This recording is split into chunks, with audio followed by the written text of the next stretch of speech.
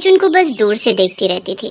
अर्जुन शहर में एक कॉलेज में पढ़ता था और उर्मिला उस कॉलेज के आसपास ही घूमती थी। असल में उर्मिला एक इच्छाधारी नागिन है, लेकिन बचपन से ही इंसानों के प्रति उर्मिला को एक लगाव सा है। बचपन में वो नागिनों की बस्ती में रहती थी। वहाँ सभी नागिन इंसानों के बारे में उल्टी सीधी बातें करते थे। इंसान बड़े भयानक जीव हैं। सुन उर्मिला, इंसानों के आसपास भी मत भटकना। क्यों चाची, अच्छे इंसान नहीं होते हैं क्या? नहीं, इंसान अच्छे नहीं होते, वो हमेशा हमारी बुराई के बारे में सोचते हैं। लेकिन उर्मिला का मन ये मानने के लिए तैयार नहीं था और जवान होते ही वो नागिन बस्ती से बाहर शहर चली आई और पहले ही दिन उसने अर्जुन को देखा। अर्जुन सर्पेंटोलॉजी यानी कि सांपों को लेकर कॉलेज में पढ़ाई करता था, इसीलिए उसे पता था कि सांप और नागिन इस पृथ्वी के लिए कितने जरूरी हैं। वो रास्ते में हाथ में कुछ कागज लेकर खड़ा था और सभी में वो कागज बांट रहा था। सुनिए सब लोग, दया करके सांपों को मत मारिए। अगर सांप आपके घर में घुस जाए तो तुरंत सरकारी दफ्तर में फोन कीजिए, लेकिन सांपों को मत मारिए। अर्जुन ये सब जोर जोर से चिल्लाते हुए सबको बता रहा था और ये देखते ही उर्मिला ने सोचा, अरे ये लड़का तो बहुत अच्छा है, ये तो हमारे बारे में सोचता है और दिखने में भी कितना अच्छा है ये। उर्मिला अर्जुन के प्यार में पड़ गई। वो अर्जुन को फॉलो करने लगी। अर्जुन कॉलेज जाता और उर्मिला कॉलेज के बाहर खड़ी रहती। ऐसे ही एक दिन अर्जुन कॉलेज से निकला और उर्मिला से उसकी टक्कर हो गई। माफ करना, मैंने देखा नहीं। नहीं नहीं, आपकी गलती नहीं है। दरअसल मैं आप ही का इंतजार कर रही थी। मैं आपसे बहुत प्यार करती हूँ। उर्मिला भी दिखने में बहुत अच्छी थी।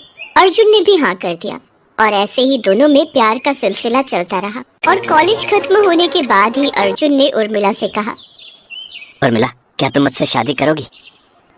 हाँ अर्जुन, मैं शादी करने के लिए तैयार हूँ। दोनों ने एक दूसरे का हाथ पकड़ लिया और उर्मिला की नागिन बस्ती की एक नागिन ने ये देख लिया। पूरी बस्ती को उर्मिला और अर्जुन के बारे में पता चल गया। उर्मिला जब बस्ती में लौटी तब सारी नागिनों ने मिलकर उर्मिला को उल्टा सीधा कहा, तू तो नागिन समाज की कलंक है, कलंक। वो लड़का ये नहीं जानता है कि तू कौन है। जिस दिन उसे पता चल जाएगा कि तू इंसान नहीं, एक इच्छाधारी नागिन है, उस दिन देखना कि वो तेरे साथ क्या करता है। ये बोलकर सभी ने उर्मिला को बस्ती से बर्खास्त कर दिया। उर्मिला अर्जुन के पास चली आई और एक मंदिर में दोनों ने शादी कर ली। अर्जुन उर्मिला को लेकर गांव चला गया।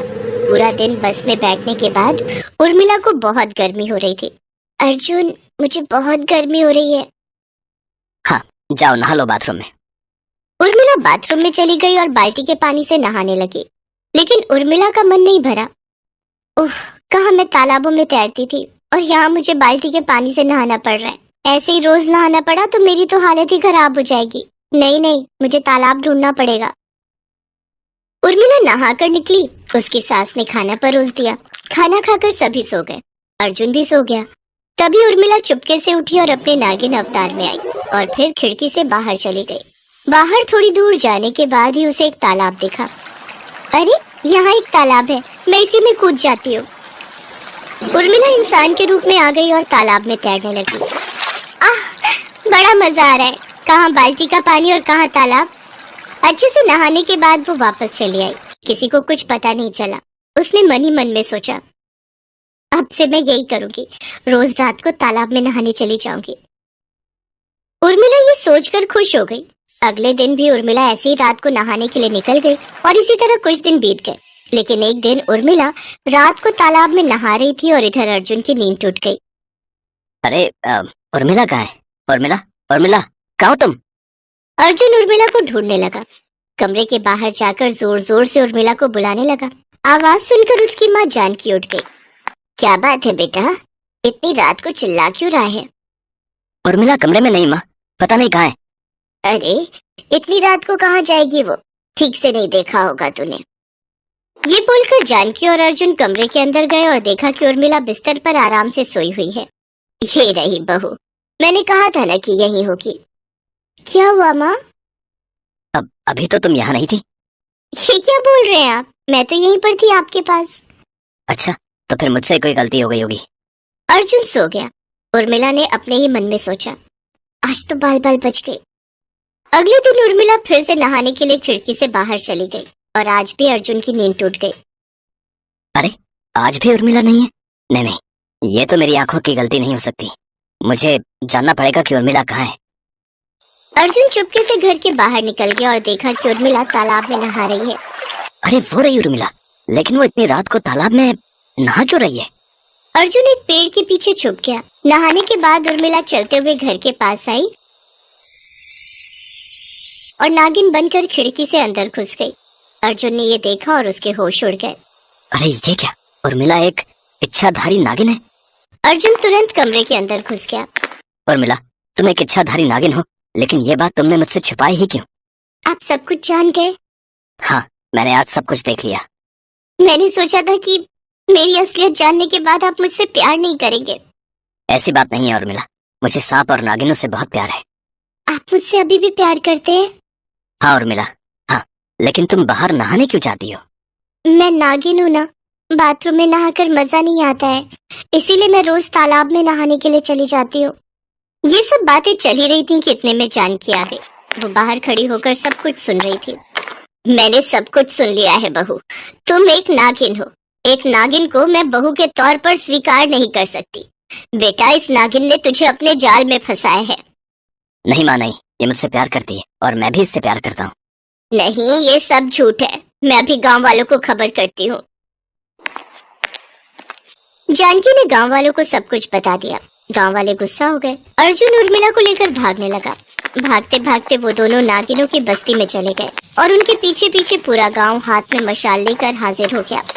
ये नागिनों की बस्ती है, जला दो सब कुछ, एक भी नागिन बच ना पाए। लेकिन तभी अर्जुन ने हाथ जोड़कर कहा, रुक जाइए आप लोग, आखिर कब तक ये तबाही चलती रहेगी? नागिन बुरी नहीं होती, हम इंसान उन्हें बुरा होने के लिए मजबूर करते हैं। अगर आप लोगों को तबाही करनी ही है तो पहले मुझे मारना होगा। ये सुनकर सभी रुक गए। अर्जुन, तुम अच्छे हो, इसलिए हम तुम्हारी बात सुन रहे हैं। आज से हम सांप और नागिनों को नहीं मारेंगे। सभी वापस चले गए। नागिनों की बस्ती में भी खुशी का माहौल छा गया। वाह उर्मिला, तेरा पति तो सच में अच्छा है। हम तेरे पति को दामाद के तौर पर स्वीकार करते हैं।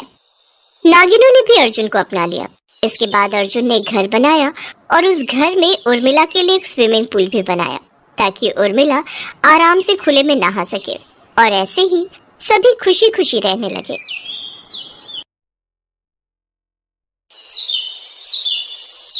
कहाँ हो सुनीता, जल्दी करो, फिर मुझे काम पर भी जाना है। जी आई, बस 2 मिनट दीजिए, बस तैयार हो ही गई। पारस एक सरकारी ठेकेदार था। उसकी अपनी एक छोटी कंपनी थी जो ठेके पर सड़कें बनाती थी। सुनीता उसकी पत्नी थी। दोनों खुशी खुशी रहते थे। ये दोनों ही भगवान शिव शंकर के बड़े भक्त थे। पारस और सुनीता के पास सब कुछ था सिवाय एक संतान के। इनकी शादी के 5 साल पूरे हो चुके थे, लेकिन अब तक इनका जीवन बच्चे के किलकारियों के लिए तरस रहा था। हाँ तो सुनीता, क्या मांगा शंभू से? मैं क्यों बताऊं? बताने की जरूरत नहीं है, मैं जानता हूँ कि तुमने यही मांगा होगा कि तुम्हारी सूनी गोद भर जाए। नहीं तो अब मैंने तो भगवान से मांगा कि आप ऐसे ही हमेशा तरक्की करते रहें। इतना कहकर सुनीता चुप हो गई। उसकी लड़खड़ाती जुबान को सुनकर पारस को समझ आ गया था कि वो झूठ बोल रही है, लेकिन फिर भी उसने सुनीता से कुछ नहीं कहा और बात को बदल दिया ताकि इस बारे में सोचकर सुनीता को और दुख ना हो। फिर कुछ दिनों के बाद, सुनीता, सुनीता कहाँ हो? क्या हो गया जी? अरे सुनीता, आज मैं बहुत खुश हूँ। लो, सबसे पहले ये गुलाब जामुन खाओ। अरे बताओ तो सही, हुआ क्या है? तुम्हें याद है मैंने 3 महीने पहले एक टेंडर भरा था, वो भरतपुर वाली सड़क का? हाँ याद है मुझे। हाँ तो वो पूरी सड़क बनाने का ठेका मुझे मिल गया है। अरे वाह, सब भगवान की कृपा है। हाँ सुनीता, ये काम बहुत बड़ा है। सोच रहा हूँ कि इस बार जब उसकी पेमेंट आएगी ना तो अपने सारे मजदूरों को अच्छा बोनस दूंगा। ये तो बहुत अच्छी बात सोची आपने। अच्छा ये बताओ कि काम कब से शुरू करना है? बस कल से ही। इंजीनियर्स को साथ लेकर जाना है, पहले जंगल में जाकर सर्वे करना है और बस उसके बाद से काम शुरू। जंगल जंगल जाने पर वहाँ क्यों? तुम्हें पूरी बात समझाता हूँ। असल में भरतपुर शहर से दूर बसा एक छोटा सा कस्बा है। वहाँ से शहर आने के लिए अभी पूरे 20 किलोमीटर घूम कर आना पड़ता है। लेकिन जिस जंगल के पास भरतपुर बसा हुआ है, अगर उस जंगल के किनारे किनारे सड़क बनाई जाए तो ये दूरी सिर्फ 10 किलोमीटर रह जाएगी। तो बस सरकार यही सड़क बनवाना चाहती है और इसी सड़क को बनाने का टेंडर मुझे मिला है। लेकिन इसके लिए आपको जंगल में काम करना पड़ेगा जी। वहाँ तो जंगली जानवर भी होंगे ना। हाँ, पर तुम चिंता मत करो। काम के दौरान मेरी और मेरे मजदूरों की सुरक्षा के लिए वन विभाग के 2 गार्ड्स वहाँ हमेशा मौजूद रहेंगे। चलो अब जल्दी से मेरी पैकिंग करवा दो, अब कल सुबह ही सर्वे के लिए निकलना है। पारस दिल का बहुत अच्छा आदमी था। वो नया ठेका मिलने से बहुत खुश था। फिर अगले ही दिन पारस अपने इंजीनियर के साथ उस जंगल में पहुंच गया। उसके साथ वन विभाग का एक गार्ड रामलाल भी था। क्यों रामलाल जी, यही है वो जंगल? हाँ सर, यही है वो जंगल। तो यहाँ शेर वगैरह भी है क्या, या सिर्फ ऐसे ही घना जंगल है? सर सब कुछ है यहाँ, हाथी, शेर, भेड़िया और मतलब और क्या है? पुरानी कहानियां हैं हुजूर। कुछ लोगों का मानना है कि इस जंगल में एक इच्छाधारी नागिन भी रहती है। अरे वाह, ये तो कमाल है। तो ये बताइए कि उस इच्छाधारी नागिन को कभी किसी ने देखा भी है, या फिर ऐसे ही हवा में बातें?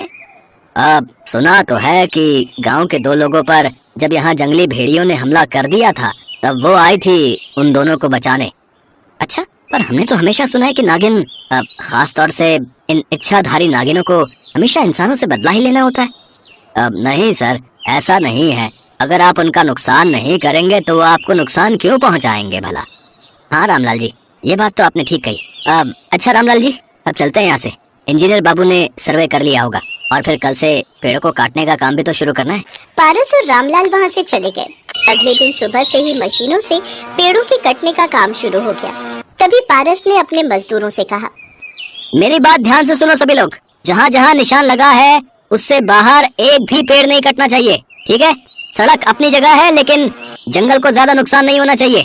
और मशीन चलाते हुए इस बात का भी ख्याल रखना कि मशीन के नीचे कोई छोटा जानवर, कोई घरौंदा या किसी जानवर का बिल ना हो, ठीक है? चलो अब थोड़ा ब्रेक लो, क्योंकि खाना आ गया है। खाने के बाद फिर से काम शुरू करेंगे। पारस के मन में ये बात चुभ रही थी कि उसे सड़क बनाने के लिए कई पेड़ों को काटना पड़ रहा था, पर सड़क बनाने के लिए ऐसा करना जरूरी था। फिर उसी शाम जब उस दिन का काम खत्म होने ही वाला था, तभी मशीन का ऑपरेटर पारस के पास भागा भागा आया। सर जल्दी चलिए। क्या हुआ? सर वहाँ एक बहुत बड़ा पेड़ है। जब मैं उसे काटने गया तो देखा कि उस पेड़ के नीचे बहुत घना झाड़ियाँ हैं। उन झाड़ियों को हटाया तो वहाँ पर अंडे मिले हैं। पूरे 7 अंडे हैं सर। किस जानवर के हैं वो अंडे? पता नहीं सर, वो काफी बड़े अंडे हैं और बहुत चमक भी रहे हैं। अंदाजा ही नहीं है कि किस जानवर के अंडे हो सकते हैं।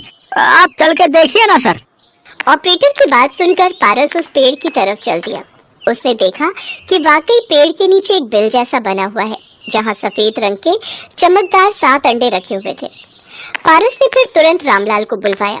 उन अंडों को देखकर रामलाल बुरी तरह घबरा गया और घबराते हुए बोला, सर हो ना हो ये उसी नागिन, मतलब उसी इच्छाधारी नागिन के अंडे हैं। क्योंकि देखने से तो ये किसी नागिन के अंडे ही लग रहे थे, लेकिन ये इतने बड़े हैं तो किसी साधारण नागिन के नहीं हो सकते। और वैसे भी फिलहाल हम उसी के इलाके में हैं जहां उस इच्छाधारी नागिन के होने की खबरें हैं। रामलाल इससे ज्यादा कुछ कह पाता तभी पीछे झाड़ियां हिलने की आवाज आई तो सभी लोग डर के मारे कांपने लगे। रामलाल खतरा भांपते ही वहां से सबसे पहले भागा। उसे भागता देखकर सारे लोग कस्बे की तरफ भागने लगे। पारस उन्हें रुकने के लिए कहता रहा, लेकिन कोई नहीं रुका। अब पारस वहां बिल्कुल अकेला खड़ा था। तभी अचानक उसे सामने से 2 भेड़िए उसी की तरफ आते दिखाई दिए। वो दोनों बहुत ही खतरनाक दिख रहे थे और उन्हें देखकर पारस भी घबरा गया। लेकिन उन भेड़ियों का ध्यान पारस पर नहीं बल्कि उन अंडों की तरफ था जो पारस से कुछ ही दूर थे। भेड़िए तो अंडे नहीं देते, इसका मतलब ये भेड़िए इन अंडों को खाने आए हैं। नहीं, ये अंडे किसी के भी हों, मगर है तो इनके अंदर भी किसी का बच्चा ही ना। मुझे इनकी रक्षा करनी होगी। पारस ने फौरन जमीन पर पड़ा डंडा हाथ में लिया और जाकर भेड़ियों से भिड़ गया। पारस उन दोनों भेड़ियों से भिड़ नहीं पा रहा था। वो दोनों पारस पर भारी पड़ रहे थे। पारस को लगने लगा कि आज अंडों से पहले भेड़िए उसे ही मार डालेंगे। लेकिन तभी अचानक वो भेड़िए पारस से दूर जाने लगे। पारस के पीछे से किसी के फुफकारने की आवाज आ रही थी। पारस जैसे ही पलटा तो उसे अपनी आंखों पर विश्वास नहीं हुआ। वहां एक विशाल नागिन खड़ी हुई थी। वो नागिन इच्छाधारी थी, मतलब कि आधी इंसान और आधी नागिन के रूप में, जिसकी आंखें गुस्से में लाल थी। वो फौरन आगे बढ़ी और उसने एक भेड़िए को उठाकर इतनी जोर से पटका कि दूसरा भेड़िया ये सब देखते ही भाग खड़ा हुआ और पहले वाला भी लंगड़ा कर वहां से चलता बना। पारस अब सुरक्षित था, लेकिन अपने सामने इतनी बड़ी और वो भी एक इच्छाधारी नागिन को देखकर पारस की हालत खराब थी। मुझे छोड़ दो प्लीज। मैं तो बस। तुम क्या कर रहे थे मैं अच्छे से जानती हूँ। तुम्हारा बहुत बहुत शुक्रिया। आज तुम न होते तो वो भेड़िए मेरे अंडों तक पहुँच ही जाते। आप तो बोल रही हो?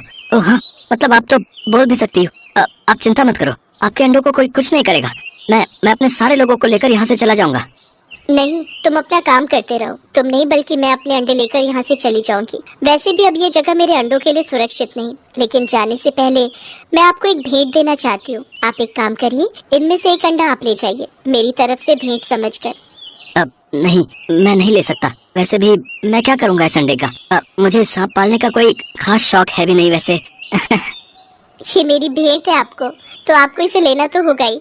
आप चिंता मत कीजिए, ये कोई साधारण अंडे नहीं है, बल्कि एक इच्छाधारी नागिन के जादुई अंडे हैं। इनमें से एक अंडा अपने घर ले जाओ और अपनी पत्नी के साथ उसे भगवान शिव के चरणों में रख देना। फिर जो भी मन्नत मांगोगे वो पूरी होगी। इतना कहते ही नागिन ने अपना एक अंडा उठाकर पारस की तरफ बढ़ा दिया। नागिन की बात मानने के सिवाय पारस के पास अब कोई चारा नहीं था। इसके बाद वो इच्छाधारी नागिन अपने बाकी अंडों को लेकर वहां से चली गई। फिर पारस ने ठीक वैसा ही किया जैसा उस इच्छाधारी नागिन ने उसे करने को कहा था। सुनीता और पारस ने उस अंडे को भगवान शिव के चरणों में रखा और हाथ जोड़कर वही मुराद मांगने लगे जो हर रोज मांगते थे, अपने लिए एक संतान। फिर अगले ही पल अचानक कुछ टूटने की आवाज आई और पारस और सुनीता ने अपनी आंखें खोली। वो जादुई अंडा पहले से काफी बड़ा हो चुका था और उसमें दरार भी पड़ चुकी थी। फिर जैसे ही वो अंडा फूटा तो उसके अंदर से एक बड़ी ही प्यारी सी बच्ची के रोने की आवाज सुनाई देने लगी। पारस और सुनीता की खुशी का तो कोई ठिकाना ही नहीं था, क्योंकि वो दोनों अब ना तो बे औलाद थे और ना ही दुखी।